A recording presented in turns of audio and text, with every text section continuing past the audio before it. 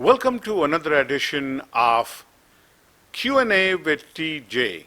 In this program, we ask your questions to Tariq Javed, and Tariq provides his expert opinion and responses. Thank you once again, Tariq, for joining us. My first question to you is, do you think Saudi banking sector is an underbanked sector?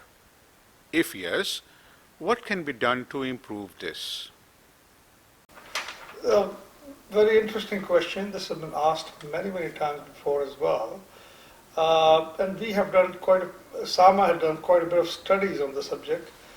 And the conclusion is, yes, it may be underbanked in terms of number of physical branches compared to some of the other countries, such as, for example, Canada or UAE.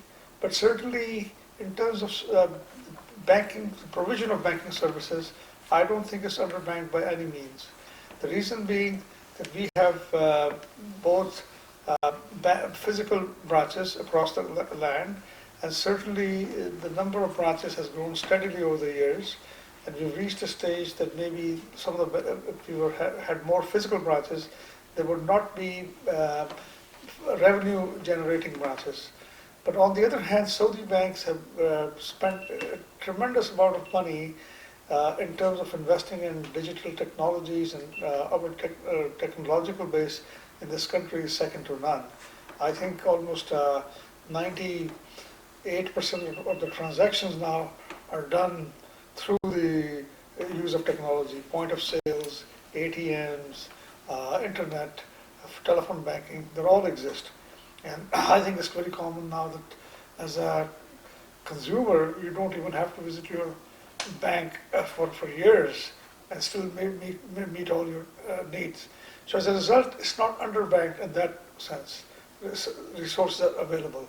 Also, over the last 20 years, SAMA has continued to expand the banking system through inviting foreign bank branches to come in and play the role.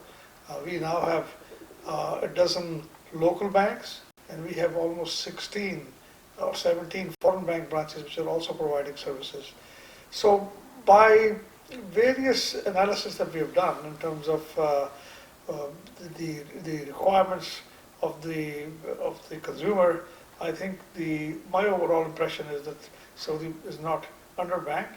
I think it has a very balanced banking system. We don't have too many banks, and we don't have too little small banks, and I think it's in a good shape. Because there's a risk associated with having too many banks, but then the banks fail, and you have to help those banks out, especially smaller banks. So I think this is basically my position on this question.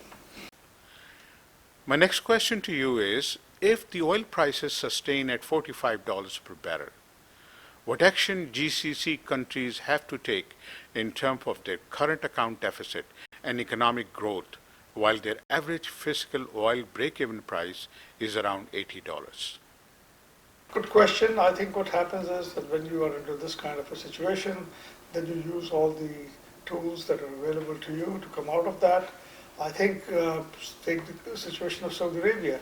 Saudi Arabia, of course, this year is financing its fiscal deficit through, first of all, borrowing, and it has the capacity to borrow because its debt to GDP ratio was still very reasonable at around 30% before this year, so it may go up somewhat, but it will still be reasonable.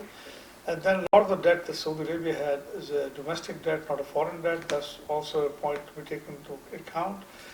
Then it has a significant amount of reserves. It can draw on those reserves to pay some of the bills, and I think it is currently drawing on the reserve with SAMA and then other reserves that it has other places. So essentially, between raising debt, drawing on the reserve, and also then expanding its revenue base through, for example, increasing the VAT this year and other fees and charges that it levies. I think that's the third source of revenue it has. And certainly, I think for the short term, I don't see any major issue.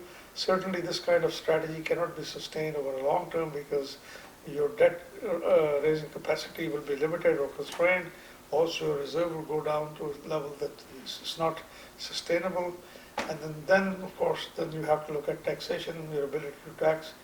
And yeah, so I think the most important thing here is how much will be the economic growth in the future years, because as your economy grows, then the pie of course expands and the government is able to then meet its fiscal challenges.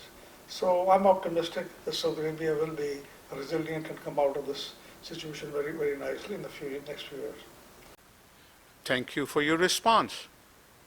Next question. How do you see the impact of recent increase in VAT from 5% to 15% on consumer spending and consumer behavior? Well, the increase in VAT is part of, I think, a longer-term strategy to expand the tax net and the tax base of Saudi Arabia.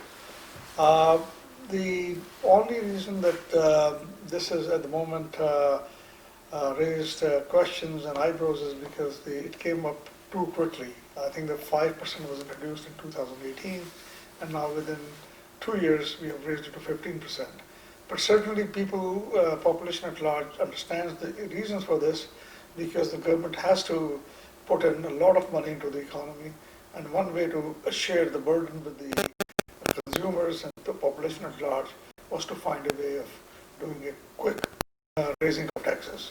And the only vehicle available to the government is VAT, and they've basically taken measure of that.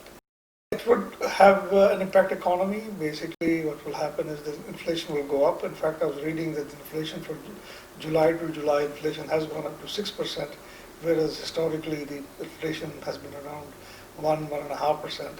So it had an impact. But going forward, this kind of impact is a one-time impact. It will be absorbed, and I think it does mean a smaller amount of money in the pocket of the basically population. So it has a ripple impact in terms of their ability to borrow, to finance things, to buy things, and it will have a negative impact in the economy in that sense. But I think within a few months or a year, this will be history, and that will be part of the overall scheme of economic sort of situation.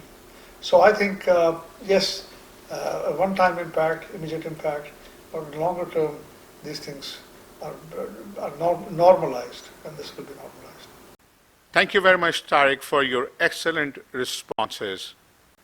Thank you, ladies and gentlemen, for joining our edition of Q&A with TJ. In this program, Tariq has provided his responses and expert opinion on various questions you had asked. Until next Q&A with TJ, so long.